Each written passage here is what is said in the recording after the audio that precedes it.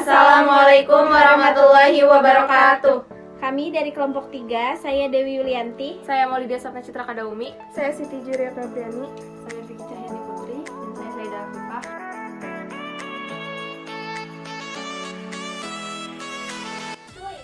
Reproduksi sel. Sel memperbanyak dirinya dengan cara membelah. Pembelahan sel terjadi melalui dua proses utama, yaitu pembelahan inti atau karyokinesis, yang kedua dengan pembagian sitoplasma atau kinesis.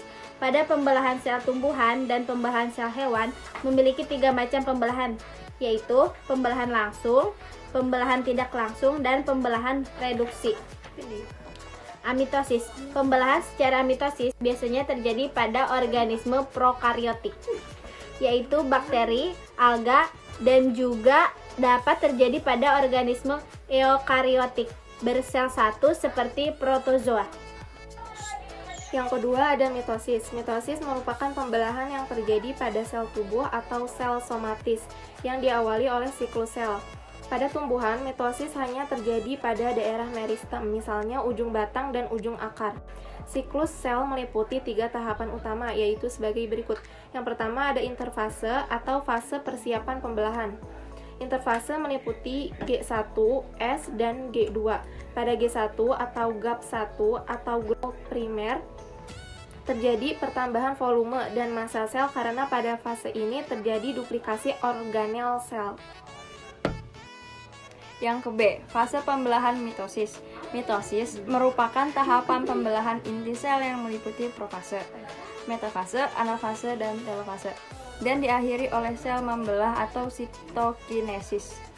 Melalui mitosis, inti sel membagi jumlah kromosom sama besar kepada setiap anak. Hasilnya, setiap sel terdiri atas tipe dan jumlah kromosom yang sama seperti sel induk. C. Sitokinesis. Sitokinesis adalah tahapan pembelahan sitoplasma yang terjadi setelah telofase dan sel akan segera siap memasuki tahap G1 interfase untuk memulai pembelahan berikutnya. Pada sel hewan, membran sel mengalami invaginasi atau pelakukan ke dalam selama telofase. Dilanjutkan dengan penebalan sitoplasma pada daerah ekuator dan membentukan membran sel sepanjang daerah yang melekuk atau berkerut sehingga akhirnya terpisah menjadi 2 sel. Yang ketiga, meiosis. Meiosis terjadi 1 kali duplikasi kromosom pada sel induk. Dilanjutkan dengan 2 kali karyokinesis atau pembelahan inti dan pembelahan sel. Jadi, pada meiosis terjadi pembelahan dari 1 sel diploid yang menghasilkan 4 sel yang haploid. Meiosis terjadi selama pembentukan sel sperma dan sel telur pada hewan dan pembentukan sel spora pada tanaman berspora. Juga pembentukan mikrospora dan megaspora pada tumbuhan berbiji. Sekian dari kami. Wassalamualaikum warahmatullahi wabarakatuh.